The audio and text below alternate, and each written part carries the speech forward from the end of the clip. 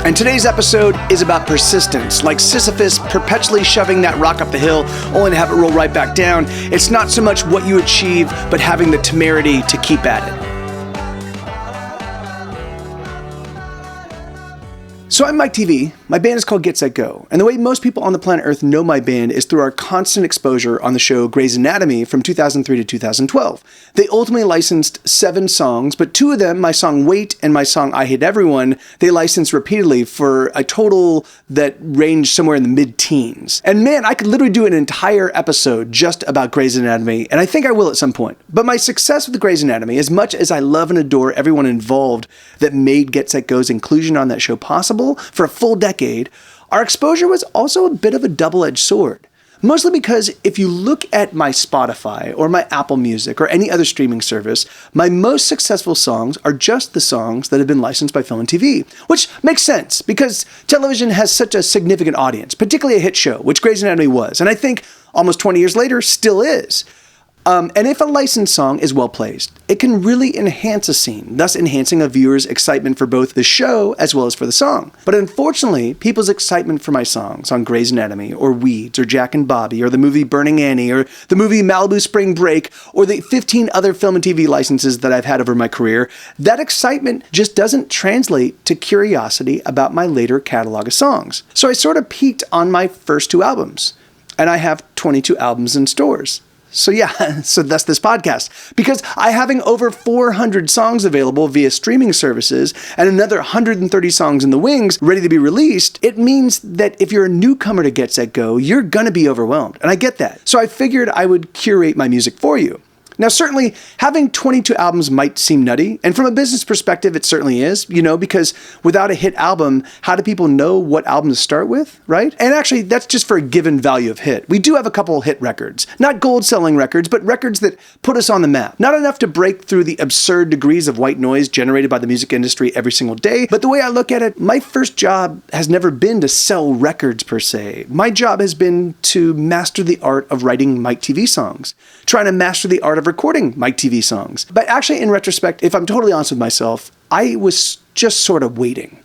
Because I thought that if I just wrote better music, put out better albums, made my music so amazing that it was undeniable, that the world would just be compelled to flock to me. That people would hear my latest record and be like, wow, Mike TV, what a genius. Such thoughtful, singable, magical music. And they'd look at my oeuvre and they'd say, wow, and so much of it, And I thought I was destined to be like the Van Gogh of rock and roll, the undiscovered genius that once discovered would forever have a place in the halls of the rock and roll gods. And in this pursuit of capturing my life perfectly in song, this desire to transform my loves, my fears, my struggles, my triumphs, my frustrations, and my obsessions into 3 to 5 minute spells of oral ecstasy, I accidentally drifted away from my audience.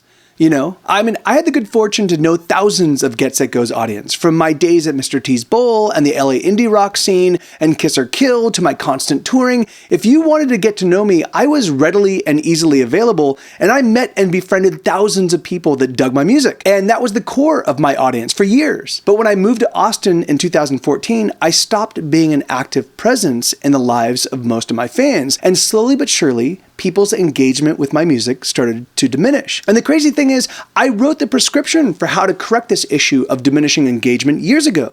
It's on my first record. If you imagine my audience as a person that I'm trying to woo, if you imagine Get Set Go fans as a person with whom I have had a crush that I obsess over and spent all of my days thinking about, which is true, because I do obsess over the idea of songs that resonate with me that might resonate with them and with the world at large. And if you can imagine that, then I wrote a song that's one of my hit songs that explains exactly what will happen if I remain sequestered in the studio, just writing and not engaging. In fact, it's my biggest hit song, and it is effectively a call to action, oddly enough. Now, this song has millions and millions of plays on Spotify, so I am always hyper aware of it. And it was literally telling me from my 2003 self to my 2022 self what would happen if I waited too long, if I got too focused on the music and I didn't actively try to reach out to my audience, if I didn't tell them how important they were to me and give them something from me to them that was honest, earnest, and coming from a genuine place of love. What would happen if I didn't take action, if I just kept waiting? It's literally the title of the song, the very first lyric.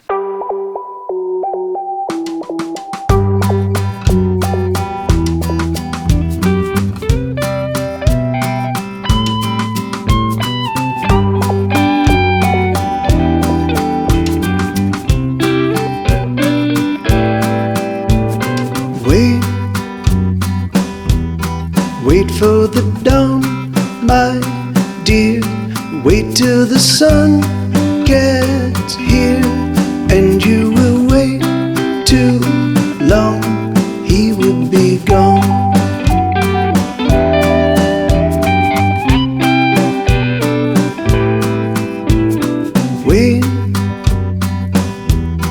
Wait till the sun shines through.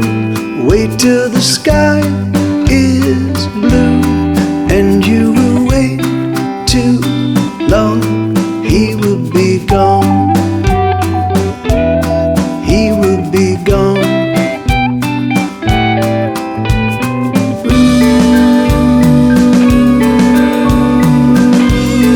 he will be gone.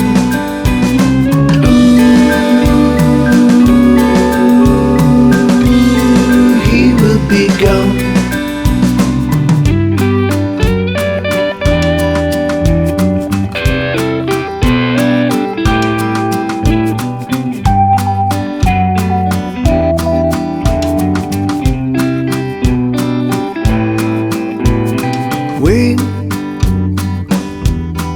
Wait till the signs are right. Wait till the perfect time, and you will wait too long. He will be gone. He will be gone. Ooh, he will be gone.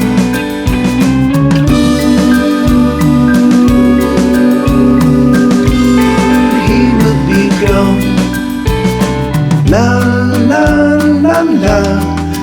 So here I was telling the girl I wrote this song for, hey, if you don't make a decision, if you stay on the fence, you're gonna miss out. And what I totally missed, despite having played this song hundreds, if not thousands of times, is that I too needed to get off the fence. People weren't gonna flock to me, no matter how amazing my music was, without me reaching out. I needed to step out of the recording studio and into the lives of the people who gave me purpose. And that's why my live stream exists. That's why this podcast exists. Wait till you don't know more. Wait till you know you're sure, and you will wait too long. He will be gone. So obviously, my music career has had some crazy roller coaster-like ups and downs. For a full decade, my music was bolstered by significant film and TV licenses. Grey's Anatomy was awesome, and without Shonda Rhimes and Susan Vale and that show, I don't think I'd even be here. But also the second season finale of Weeds, literally at the climax of that second season, one of the most powerful moments in the entire show, they used my song Die Motherfucker Die, and Jack and Bobby, and some amazing indie movies, and the list goes on and on. For quite a while, my music was all over the place. So you would think that I should have been able to capitalize on that, right? I should have been able to use my exposure on these hit shows, my music being heard by tens of millions of people over and over. I should have been able to translate that into more significant success, right? You would think. But alas, that's not my skill set. That's not the skill set I've spent nearly 30 years developing. It's not what I'm good at doing. Self-promotion to me often feels like self-aggrandizement. And that's a big reason why I walked away from submitting my music to film and television, because first, I didn't think my music was good enough. I mean, I also really felt like I had just somehow bamboozled everyone involved with my music, from the record label to the folks at Grey's Anatomy to my fans, that I just bamboozled them. And at any moment now, they're going to catch on. I also felt like I wasn't improving as a songwriter and as a musician at a rate that felt commensurate with the attention my music was getting. And every time I submitted my music, I felt like, oh, someone's going to listen and be like, this music is terrible. And the bubble would burst. Everyone's appreciation of my music would just evaporate. So I moved to Austin and shut myself away in the studio and got to work. And for all the time I ignored the marketing of my music, for all the time I spent not reaching out to film and TV relationships, not playing multiple live shows a week, all the things I used to do, not doing these things didn't mean that I was idle. When I arrived in Austin, I spent that time, literally thousands and thousands of hours, working on songwriting and recording and mixing and mastering and understanding my art form. And in so doing, I had a lot of time to reflect on my life. And I got pretty darn good at capturing the essence of me, my shortcomings, my hangups, my fears. And I would often ruminate on, and still do, what would have happened if I'd done something different. if I hadn't been saddled with so much doubt, with so much fear, if I had been a better songwriter or a better musician or just a better human. And I would take these ruminations and I would turn them into song. So capturing a song about the mercurial nature of success. If you want me to write a song about understanding that, if you want me to write a song that captures how frustrating it is to know that you're letting all the threads of opportunity slip through your fingers, if you want me to write a song about you watching your more successful self slip away, you being left with you as you are, the struggling you, the doubtful you, the only you that could be because of who you are at this very moment, that's the only you that remains. If that's the song you want to hear, or heck, maybe it's not a song you want to hear, but rather a song you need to hear, then I'm your man.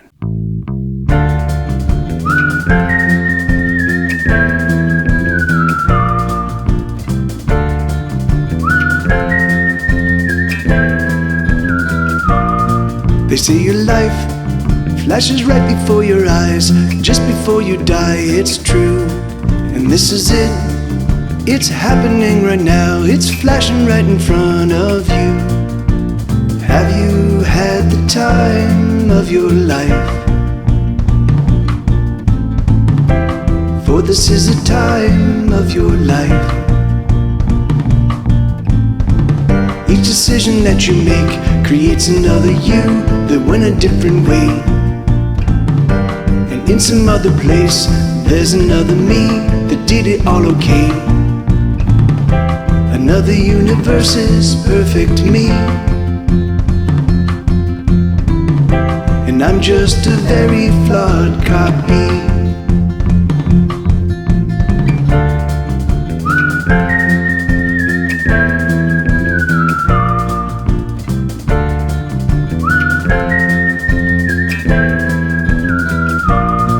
The things I do are a mystery to me. It's a miracle I breathe at all. I wanna live, or at least I think I do, but most every choice I make is flawed. Have you had the time of your life? For this is the time of your life. Each decision that you make creates another you that went a different way. And in some other place, there's another me that did it all okay. Another universe's perfect me. And I'm just a very flawed copy.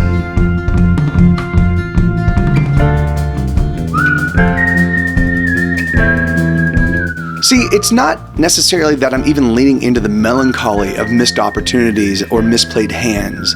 I think instead it's recognizing that even the mistakes and the missteps can take you to interesting places. So if I just keep my eyes open, keep breathing, and keep my wits about me, who knows where I'm going to end up, just so long as I keep putting one foot in front of the other. And this is a lesson I'm still coming to terms with. Sometimes you just have to stop holding so tight with both hands and just let go. Not forever, not for always, just for now. Enjoy a beer, enjoy a sunset, enjoy time with your friends or your loved ones. If it's all work, if it's all worry, if it's all struggle, why do it in the first place? I have to give myself license to sometimes just have a great time. It's hard to do, but necessary. Have you had the time of your life? For this is the time of your life. Each decision that you make creates another you that went a different way. And in some other place, there's another me that did it all okay.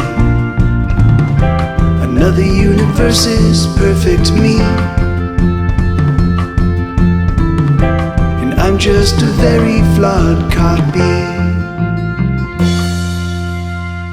It's crazy because I think about all the songs I've written, so many that I absolutely love, so many songs that I know resonate with my fans, my Twitch audience, and I mean, even first-time listeners, these songs will resonate just as long as the listener's actually listening, which can be a rare thing in these days of smartphones and perpetual distraction. But if they are listening, I know the songs will resonate. And how amazing is that? Like it's like a comedian who's spent his time working on his set so he knows, hey, these jokes slay. And if I hold for a beat and then I drop the second callback punchline, it'll knock him dead. You know, musicians do the same thing. We iterate, we play live, digest the audience reaction, tinker and adjust, and or rewrite, and then we just rinse and repeat. But I think about these songs and I realize that if my life had happened in any other way, if I'd made different decisions, lived my life differently, these songs would not have existed. Here Be Dragons, My Doppelgangers and Me, even Wait and I Hate Everyone. I mean, hundreds and hundreds and hundreds of songs would just have not existed. Each song is like capturing lightning in your hands. Like if I hadn't sat down with a guitar at that exact moment,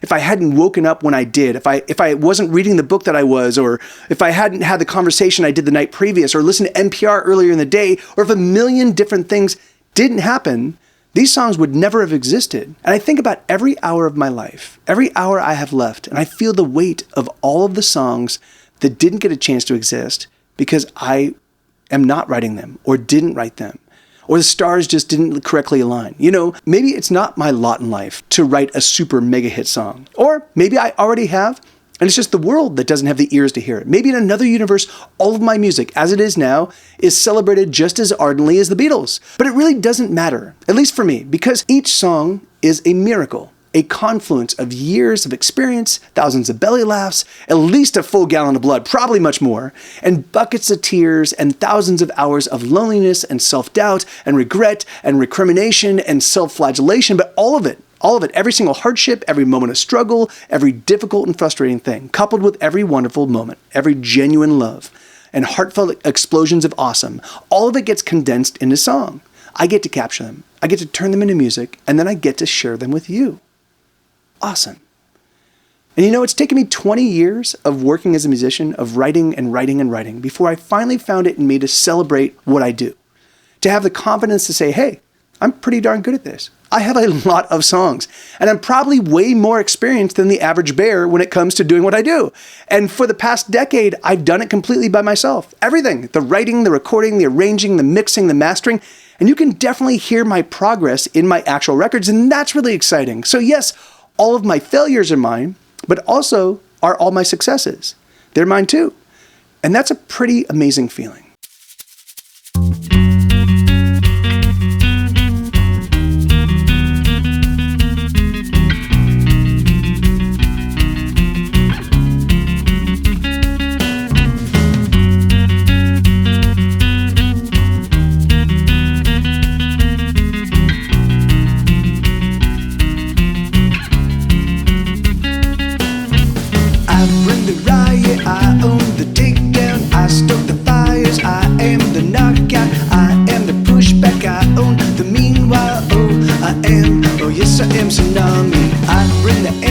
I light the bonfires, I count the heartbeats, I push the count high, I cut the fresh fruit, I slice the deepest.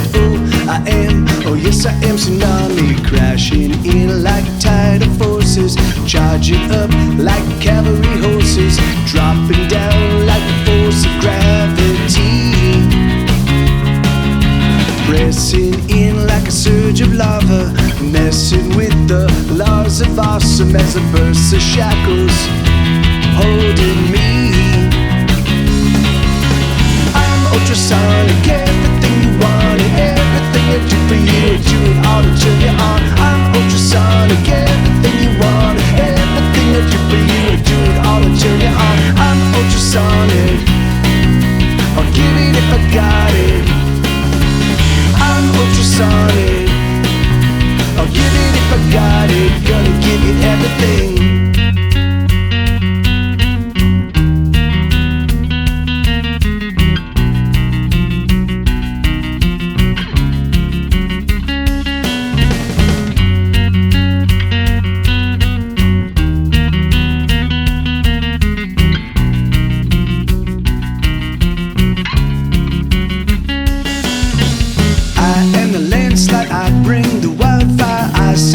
Songs that catch the loose sky, I beat the heartbeat, I pound the rhythm. Yes I am tsunami, surging up like rising mountains, blasting forth like a raging fountain, coursing in with the fury of the storm, raging in like a violent clamor, heavy rain that drops like hammers, handing out the havoc and the scorn. Ultrasonic, everything you want and everything I do for you, I do it all to turn you on. I'm ultrasonic,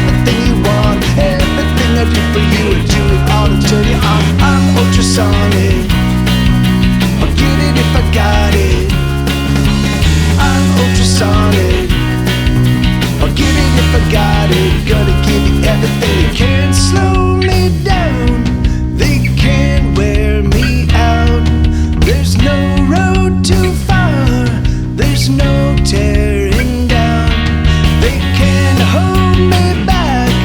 They can't slow me down. There's no getting lost. I'm always around. I'm ultrasonic. Everything you want and everything I do for you, I do it all to turn you on. I'm ultrasonic. Everything you want and everything I do for you, I do it all to turn you on.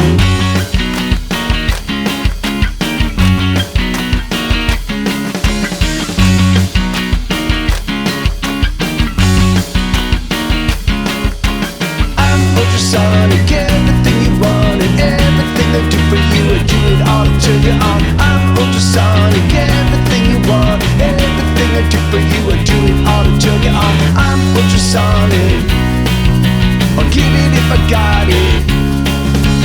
I'm ultrasonic, I'll give it if I got it. Gonna give you everything. My very first acoustic guitar was borrowed from a good friend of mine who, after I had borrowed, in quotes, it for a few years, she finally just gave it to me, for which I still feel a sting of shame despite the fact that I wrote probably around 300 songs on that guitar. I mean, I feel like every single one of those 300 songs I wrote on that guitar are just stolen songs because I didn't fully own it and instead just appropriated it. But anyway, you know, I used to hold this guitar. And this is before I could even really play anything on it more than just open chords and a very, very terribly wrong version of the bar chord. But I'd hold it and I'd look at it and I would say to the guitar, every song that ever existed or ever will exist lives inside you. And every song I'll ever write is inside you. And I would just marvel at that. I would hold it, and for whatever reason, I would just feel connected to that music, as if through the guitar I could reach through time, forwards and backwards. Every song ever written, every song that will ever be written, every song that would rock my world, every song that would fill me with intense, vibrant, fiery, passionate, joyful exuberance, it was right there in my hands. All the magic, all the fury, all the fire. And then I would shake it. Because you never know. Maybe a song is just going to fall straight out of the sound hole.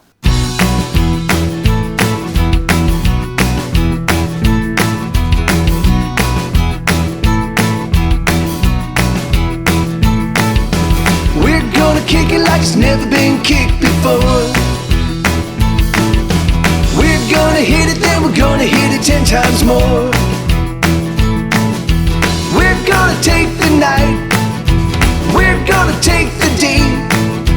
We're gonna light it up and then float away. We're gonna shoot it up, then we'll drink it down. We're gonna punch it hard right in the mouth. We're gonna take the sky. We're gonna steal the stars. We're gonna roar on by in our muscle cars. Everything you don't wanna be is everything you don't gotta be at all.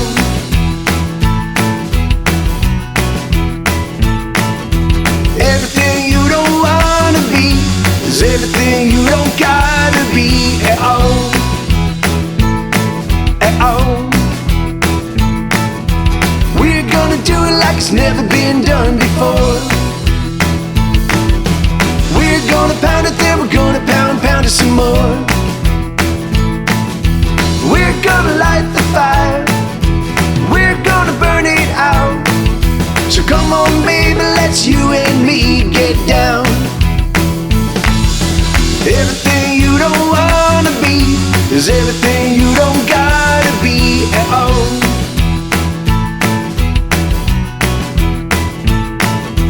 Everything you don't wanna be is everything you don't gotta be at all. At all. You gotta take one down, then you pass it around. You gotta take two down, then you pass them around. You gotta take three down, and you pass them around. You gotta take four down, you gotta take more down. Alright! Tonight! Woo!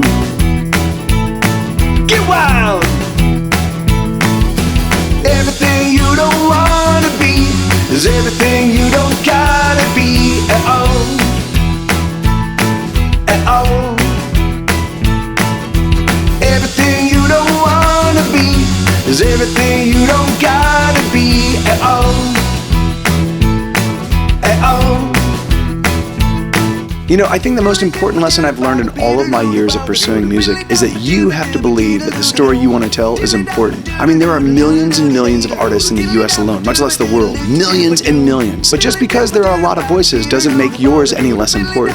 So you have to believe in what you're saying, and then just keep saying it, and saying it, and saying it, and saying it.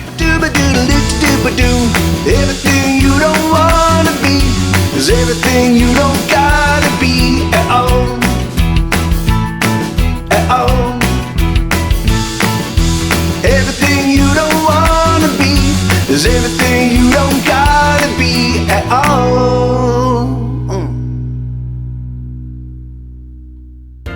So that's the end of the episode, and I'm really excited about the show. I think that as I get better at integrating the stories and the songs, this whole show is gonna really become something special. Well, I hope, anyway. You know, it's funny because I don't live to entertain. I like to entertain. I'm happy when people like hearing my music, but I write songs because I have to write songs. If I don't, I go a little crazy. I go a little cuckoo. And so I do this professionally, for better or for worse. I capture my life in song and I give those songs to the world. And I've been doing it for over 20 years now, and it has been a tumult, a crazy and unpredictable ride that has bucked me off its saddle quite a handful of times. But I love it, man. And for as long as I can, I'm gonna keep standing back up, dusting myself off, and hopping back on. Persistence, you know, it's what I do. It's who I am. I love you all. Thank you for listening. Be well, eat your veggies, live forever.